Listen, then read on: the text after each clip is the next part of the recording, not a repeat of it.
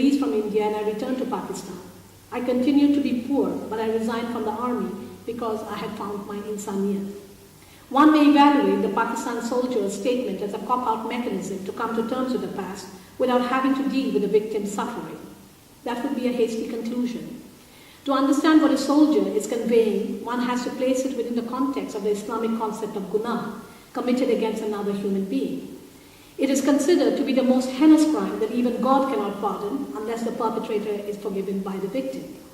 The admission by the soldier perpetrator that his action in Bengal constituted gunah is significant because he takes responsibility and becomes aware that he has to bear the consequences in this life and in the hereafter. This realization does not come easy. His awareness of his fragile Insāniyat makes him even more vulnerable. He has to live with this knowledge, but in an indeterminate state because his gunah and Insāniyat cannot be redeemed without his victim's forgiveness. In the present condition of nation-state politics in the subcontinent, the anguish of perpetrator survivors may not be resolvable. The narrative that I have quoted above is not unique to one individual in Pakistan. Leaving aside a small handful, almost all the perpetrators I interviewed express a deep sense of remorse and a need to redeem the past with its humanistic memories. Ikram Sehgal, a prominent businessman and a public intellectual in Pakistan today, if any one of you is from Pakistan, you very well know this character. In 1971, was a young captain in the Pakistan Army, serving in the 5th Bengal Division, which his father, Shan Sehgal, had commanded until 1967. He recalled that during the war he could not take sides because it was an intimate internal question for him. His parents hailed both from East and West Pakistan. His mother was a Bengali woman from Bogura in East Pakistan and his father was a Punjabi from Sialkot in West Pakistan. Taking sides would have meant dividing his parents into two enemy figures. During the war, the Bengalis thought that he was a Pakistani agent and kidnapped him and turned him over to the Indian authorities. He was imprisoned in India in Tripura for several months until he escaped, only to be captured by the West Pakistanis, who considered his loyalty to Pakistan to be somewhat dubious. Ikram Sehgal was court-martialed and was ordered to be executed. But he was miraculously pardoned, he told me, which made him deeply conscious of the gift of a second life and need to work for improving relationship between the people of Pakistan and Bangladesh as a reflection of his parents' commitment to each other.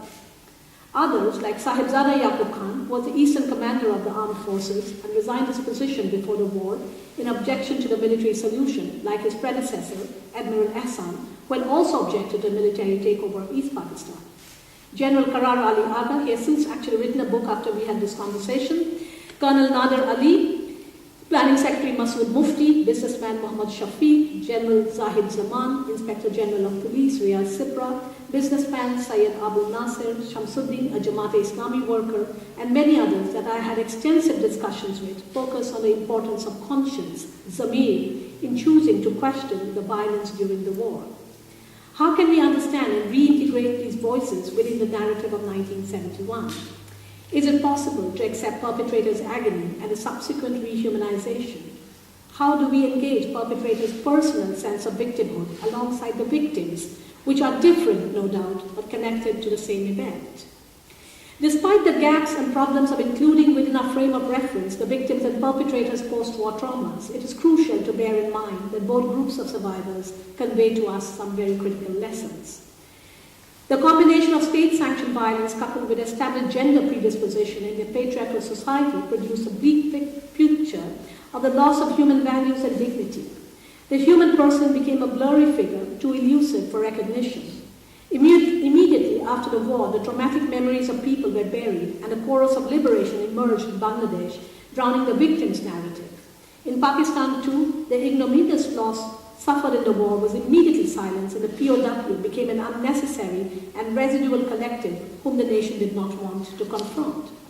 In India, the triumphant narratives of the victory and cutting Pakistan down to size have dominated the national historical memory. The experience of the individual survivor was thus lost, the sufferings of a people as a whole was undermined, and the impersonal nation and state took precedence. Survivors, however, can no longer consent to the easy external national stories. They were there in the violence in East Pakistan in 1971 and they know the story from their intimate encounter. They also know the impact of this violence on them personally and its destructive reach far beyond the last shot of the battlefield was fired. Each one of them that I had the privilege to meet and listen to their memories continues to pursue the hard work of finding self in others. Only in accepting the wholeness of the other, they know they can begin to see what is within them, their humanity. This is the hardest and most difficult lesson of the war. This voice of humanity emerging from multiple individual locations exposes the loss of human dignity as a result of facile acceptance of nationalism. But it simultaneously authorizes a new space for experiencing freedom in the subcontinent. Survivors return our gaze on the stranger not with venom and fear as an enemy, but with an illumination of a forgotten tradition, the vernacular of Insāniyat, Manabikata.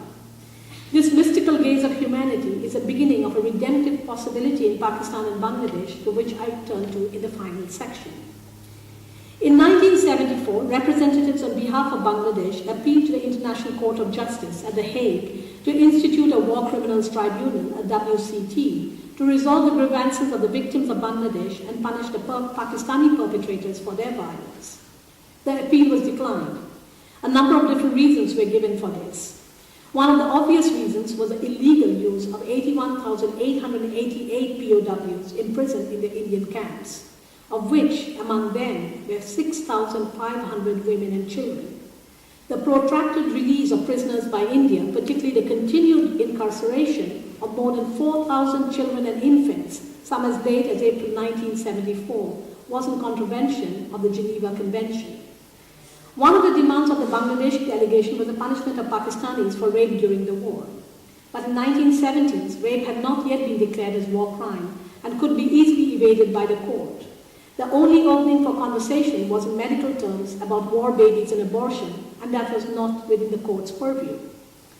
4 decades later, once again, a determined effort has been initiated by the Bangladeshi government to set up a commission to try the war criminals internally. Bangladeshis are hopeful that this time they will have the tribunal, and since it will be a national commission, they will have the power to identify and punish the perpetrators. But who will decide who the perpetrator is? In 2001, the published list in Bangladesh of war criminals contained the names of 195 Pakistanis. It quickly became apparent when I started research in Pakistan in 2004 that the list was of doubtful veracity. It contained names of soldiers and officers of the Pakistan Army and government who were captured and held as POW in India. Some of these captured men were latecomers in the war, and they had barely served for a few days. There were others who were intimately involved in the violence during the war, but had managed to leave the battlefield before the surrender of the Pakistani forces on December 16th. Although their colleagues and unit soldiers were incarcerated as POW in India, these men were now comfortably settled in Pakistan without anyone even doubting their role in the war. Obviously, the list that was compiled of the war criminals with the help of the Indian authorities who were controlling the POW camps had a huge problem of sloppy research. The vast majority of identified war criminals were subaltern soldiers who had merely obeyed commands and were not the leaders who had planned the violence. In Bangladesh, too, it appears that there were some questions raised about this list, and it was re-scrutinized.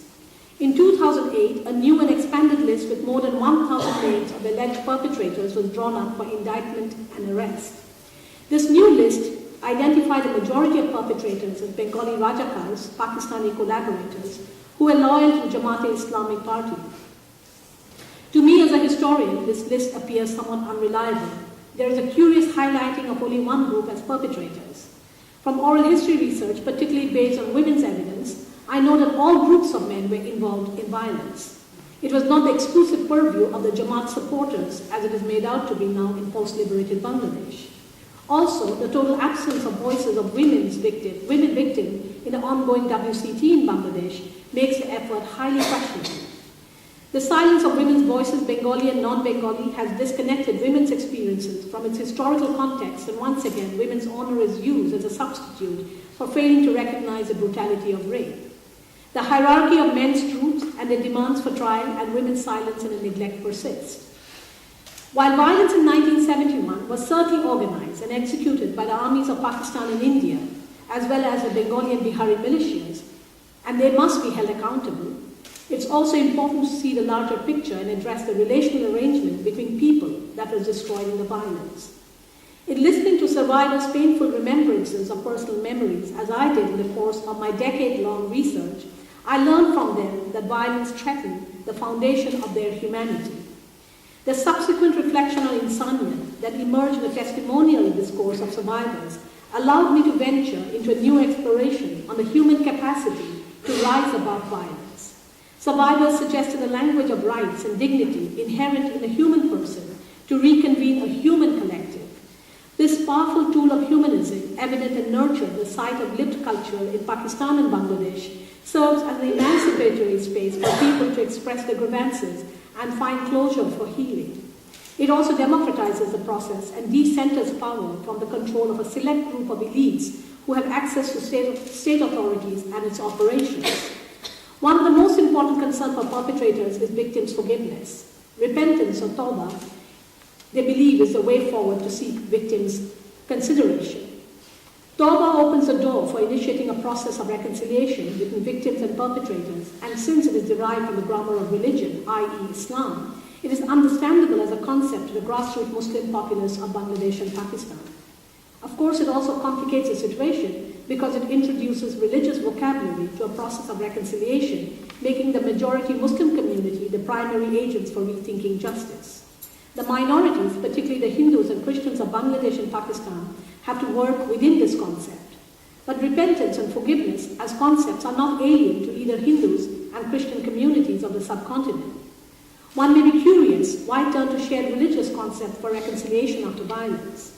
Here I am following the Gandhian outlook of using moral concepts to reach the grassroots communities of survivors and make politics of reconciliation a people's ethics, which is a counter to the elite state actors and state institutions orchestrating the phenomenon of justice because they cannot be trusted, having masterminded the violence the first time around. Thus, despite the inadequacies of the religious vocabulary of Tawbah, and given the stringent rules controlling the movement of people between Pakistan and Bangladesh and India, towards initiating a people-to-people dialogue, the realistic consideration of survivors that repentance and forgiveness should be given a chance is an initial step in the right direction, at least in my estimation. If it is carried out, it could potentially involve both the states and the publics of Pakistan and Bangladesh to address a long-neglected topic of violence in the war. Further, by privileging individuals to reflect on their role as perpetrators and address victim suffering, it empowers people, and simultaneously there is a move to indigenize the concept of human rights, which seem to be rejected by the Muslim states as a Western agenda rather than accepted as an internal priority. It is important to remember here that the admission of crime and doing tawbah is not yet a public discourse in Pakistan or Bangladesh, but it is a private voice. Who is the giver and trustee of rights is at the heart of the matter. Here I return to the concept of the rights or Hukuk al-Islam that I addressed in the beginning of the paper. As mentioned earlier, Hukuk al-Islam is a right endowed to people by virtue of their existence as human beings, and it cannot be compromised under any circumstance. In other words, the person is the autonomous recipient and owner of Hukuk al-Insan. Unlike the Western concept of human rights that is associated with individuals, and the state is considered the protective mechanism to safeguard people against abuse, Hukuk al-Insan emphasizes recognition of individual human dignity. It is not the same as human right and does not need the state to guarantee it.